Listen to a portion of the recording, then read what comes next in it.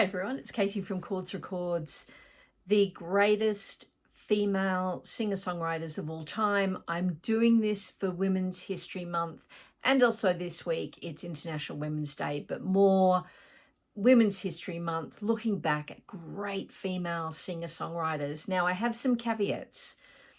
They have to write most of their own songs, so they're not like collaborators or, great artists, but don't write much of their music.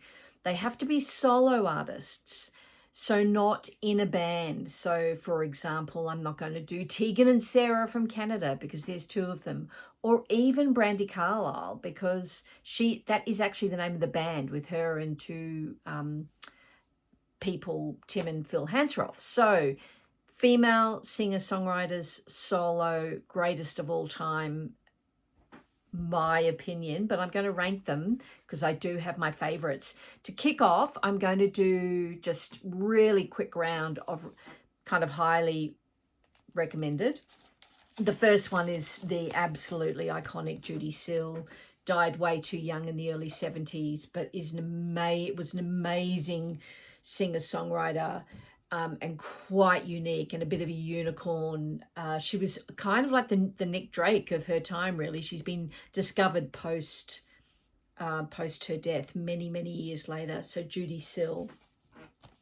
The next one is Sheryl Crow, who is absolutely iconic and is still going strong.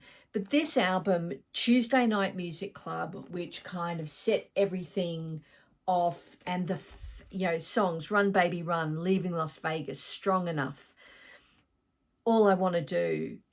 Like, what an amazing first album. So Sheryl Crow makes it into my highly recommended. The great singer-songwriter from Canada, Martha Wainwright. And this is her album, Love Will Be Reborn, from 2021. She is probably my favourite of the Wainwrights. So obviously her mum and aunt, Kate and Anna McGarrigle, her brother Rufus Wainwright, her father Loudon Wainwright III. I love them all, but I have seen Martha Wainwright in concert several times. I've met with her, spoken with her, and I just love her aesthetic. So she's an incredible singer-songwriter from Canada. She's in my highly recommended. And then two more kind of iconic artists. One is Adele, writes most of her own music. I've included her because how can you not? When you're thinking about great female singer-songwriters of, the past 50 or 60 years, she has just come out time and time again with an amazing catalogue of music. So she's in my highly recommended. And finally, don't come at me that I haven't included this person, this incredible artist in my top 15, but unfortunately she died too young, and she just didn't make it. But God, I love Amy Winehouse, and she was involved in most of her songwriting, including the famous song she did with Mark Ronson, Rehab. This is a really great album, by the way, at the BBC. It's kind of a live set of music that she did, and gone too soon. Right, now we get into the top 15. I have ranked them, and even as I was preparing for this video, I realized, oh my God, I forgot this person, I forgot that person. So no doubt after I post this, there'll be so many comments going, you forgot about this, you forgot about that. But at this stage, this is where I'm at. Number 15, and some of you may be surprised with this, but I think she deserves it, and that is Taylor Swift. She's 35 now. She's been going since she was 15 years old. That's 20-year career, multiple Grammy winners. People love her, the biggest concert tour in history. How can you not recognize this singer? And when you see some of her documentaries and how involved she is in her songwriting, you can't deny she's an incredible songwriter. So this is my favorite album of her, The Long Pond Sessions. She did with Aaron Dessner and Jack Antonoff. A great documentary. and the actual album, really brilliant. I kind of like her more folky stuff. Right, so that's number 15. Number 14, Lucinda Williams, and I'm featuring this absolute masterpiece of an album, Car Wheels on a Gravel Road. In fact, I'm going to rip the shrink off as we speak. It's gone. What an album. When you hear it, it's undeniable that she is one of the great singer-songwriters of all time. When this first came out, I had it on CD and I listened to it non-stop. She has had a stroke in recent years and she's back touring, back recording. Absolutely love her. Often in the top 10 albums of all time comes the album Tapestry by absolutely wonderful singer-songwriter Carole King, who started off in the 60s. In fact, Neil Sedaka died last week, RIP,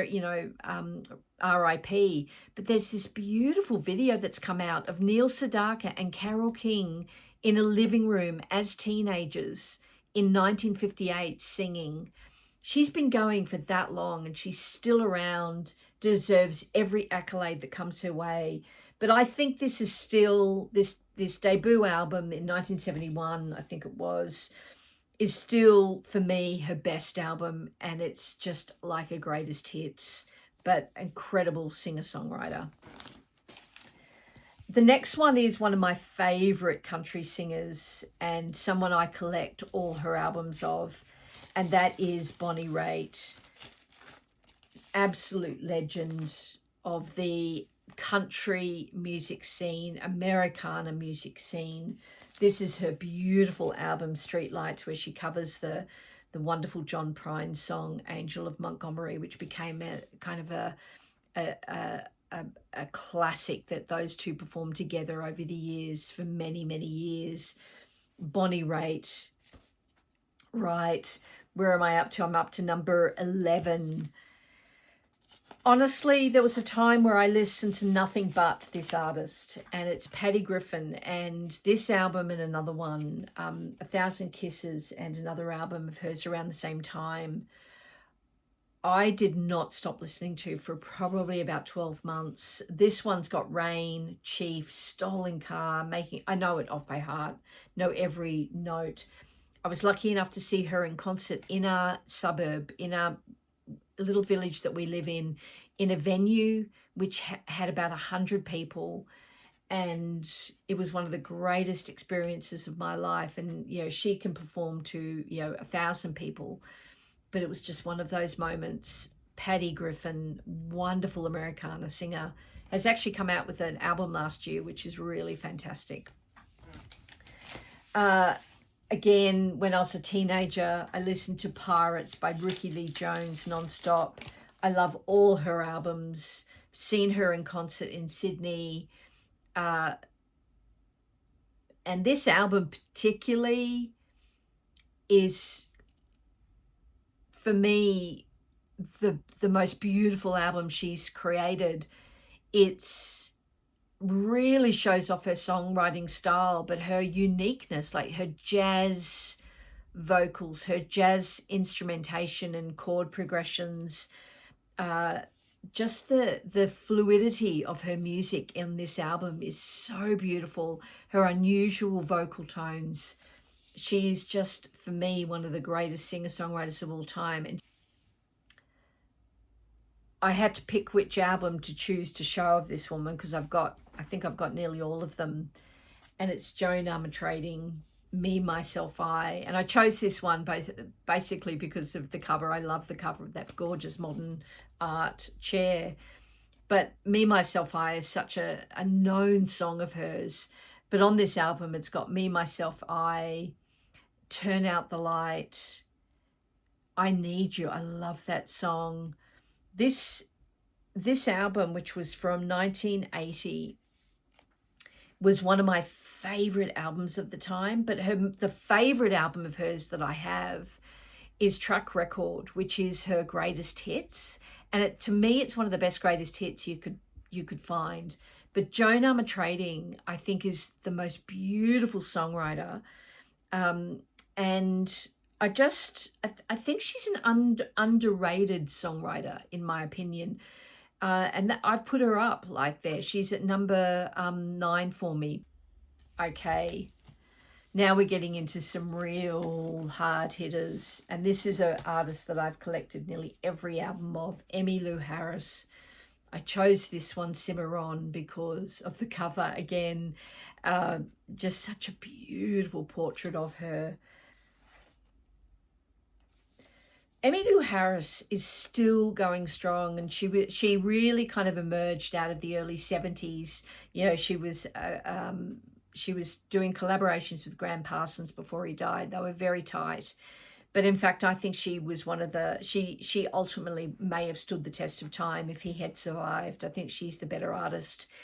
And I think she's a beautiful songwriter, a beautiful singer. She often collaborates. It was a touch and go whether I would include her in the greatest singer-songwriters, but I just think she deserves it. I think she has actually got an amazing songwriting style. So I've included her, Emmylou Harris.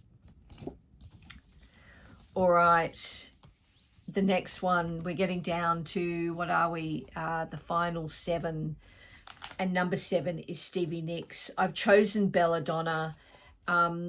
She obviously was a great songwriter with Fleetwood Mac, but I chose obviously her solo career, of which I think is as strong after the Glitter Fades. Amazing song, Edge of 17, Leather and Lace. A lot of these were co-written, but she always had a part in her songwriting, always had a part in Buckingham Nicks, obviously, and then in Fleetwood Mac. Some of the greatest songs that had came out of them were written by Stevie Nicks. What an absolute legend. Right, number 6 is, in my mind, an artist who stopped writing and releasing music too soon. She's still going. She's still well and truly alive, just an incredible introvert and very, apparently just very private and shy. Tracy Chapman. And for such a young woman, I think she was 19 when she released this debut album, talking about revolution, Fast Car, Behind the Wall. It is just such a stunning debut album, probably, in my opinion, one of the great debut albums that's ever been released. And I still think one of the greatest singer-songwriters has not been replaced. Okay, the top 5. On any given day, any of these artists could swap out for me. But number 5, I've chosen Dolly Parton. She could have been my number 1 on a different day, both for her prolific nature, her incredible songwriting, her incredible philanthropy, just her business acumen, an amazing singer-songwriter, Dolly Parton. And this is a great album, Jolene featuring I Will Always Love You. And this is a fun copy, actually. This is on pink, on a pink vinyl on RCA label, and it was released through JB Hi-Fi in Australia like maybe 8 years ago, and quite rare to get. I just happened to pick it up at the time, but now they're quite collectible. Sounds pretty good, so very happy to have it. All right, if you watch my channel enough, you'll know that one of my favorite artists of all time is Patti Smith. I have every one of her albums. I absolutely love her. As well as loving her, I also love the photographer of this photo, Robert Mapplethorpe. Absolutely love this album, Horses, which celebrated its 50th anniversary last year. You know, can you get a greater album, rock album from the mid-70s? I don't think so. She writes most of her music. She's a poet. She's a true writer, a true artist, and she comes in at number 4. Right, number 3. again, if you know me, you know I love this woman, and I've done a video of her before a couple of years ago, and that is Laura Nyro, one of the great singer-songwriters from the late 60s, early 70s, who sort of gave up music, probably, I think, before she should have, and then she came back briefly, and then unfortunately she passed away. But this artist, she's an amazing piano player. She's very piano forward, and a great lyricist and a great songwriter, very sort of jazzy. She was sort of the contemporary of Joni Mitchell, and Joni Mitchell, probably Judy Sill at the time, Carole King, but she was very unique. She was from New York. And this album, she was dear friends with Patti LaBelle, and this album was a covers album that she and Patti LaBelle did, called Going to Take a Miracle. And it was just these beautiful reimaginings of fantastic soul music. Obviously, Going to Take a Miracle, You've Really Got a Hold on Me, Spanish Harlem, fantastic album if you can pick it up.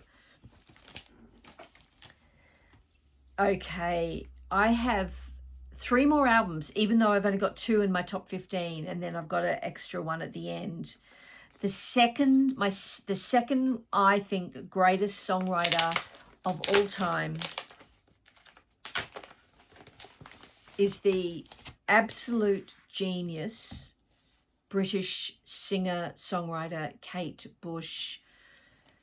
Again, someone who stopped performing when she was ready and a long time ago, doesn't really perform or write anymore, but one of the greats. And this wonderful album, Hounds of Love, which has got Running Up That Hill on it, Cloud Busting, just such a great album, my goodness. And Hounds of Love, of course.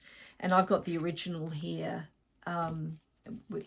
It was a radio promo, and the original actually came out as a marble, a grey marble, back in the 80s. And Kate Bush, she's got a unique voice, unique sound. The production was stunning. Her hands were completely all over her music, and to me she was like she was one of a kind, never to be repeated. There was no one like her before, and there's been no one like her since. One of the great singer-songwriters of all time. And then finally, you've probably guessed by now, another one of my artists that I collect, and she cannot be replaced, and that is Joni Mitchell. And the reason I've chosen this particular album, which is the Hijira demos from Black Friday Record Store Day a couple of years ago, is that photo is so beautiful. Just her peeking out of the car there. There she is playing her guitar. Hijira is probably my favorite Joni Mitchell album, and just hearing these in demo form was such a treat. And she is the definition of a singer-songwriter in the dictionary. And there's no one like her, from her Hijira and kind of her music from around that time. Very jazzy, but her voice is beautiful. Her chords are, unlike anything else. Her breathing and the way she structures her sentences and sings her sentences, and breaths happening where you don't expect it. Absolutely, I'll say an iconic artist of our time. And then finally, as I always do, I'm trying to feature an Australia or New Zealand artist, from a Tibetan artist.